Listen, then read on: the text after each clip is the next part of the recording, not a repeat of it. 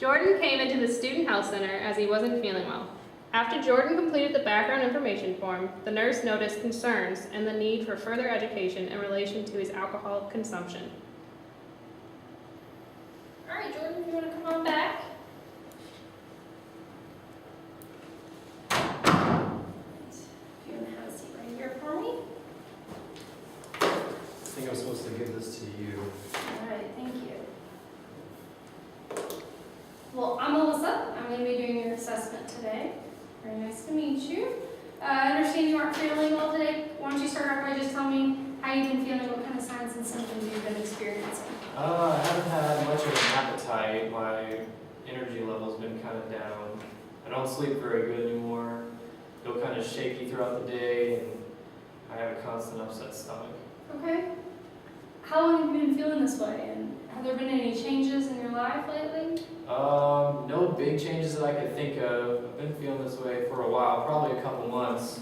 I know school's been bogging me down a lot. Okay. Well, I noticed here in your questionnaire you've been consuming up to 10 alcoholic beverages a day. How often do you consume this amount of alcohol?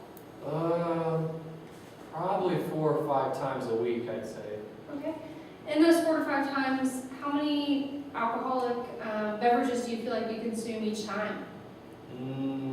Maybe 10 beers a night. Okay. So on average, you would say somewhere around 40 to 50 beverages a week? Yeah, that sounds about right. Okay.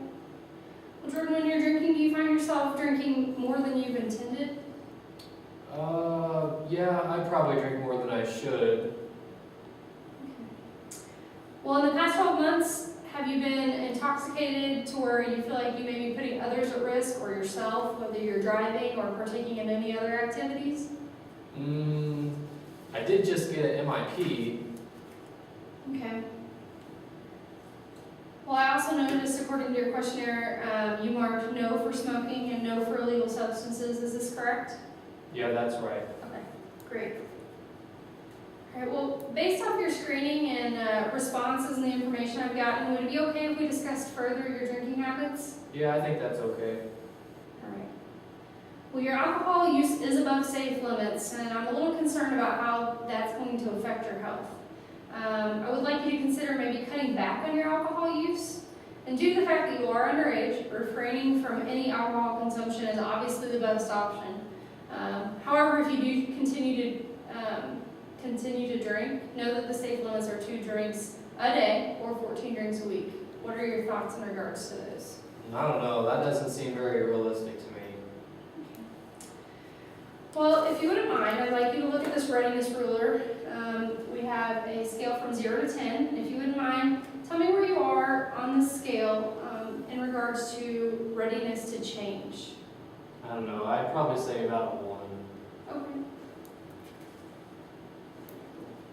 All right, well, Jordan, do you know of any services or resources available to you in regards to your alcohol consumption?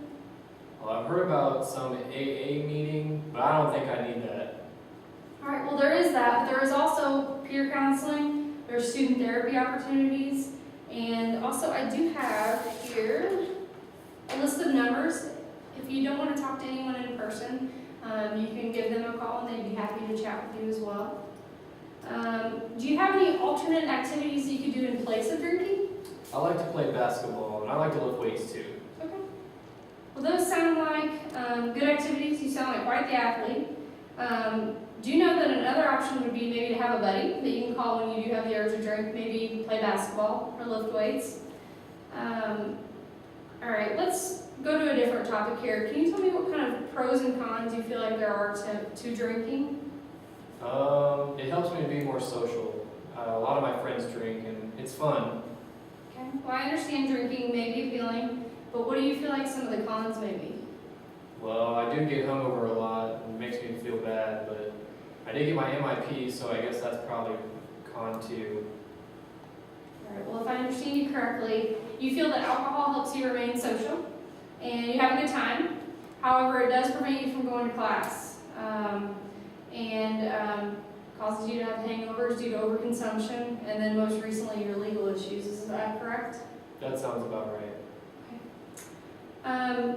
We covered the pros and cons of drinking. Now let's kind of switch gears. What do you think the pros and cons of not drinking would be? Well, I guess I wouldn't be hungover anymore, and I could probably save some money since I'm not drinking as much.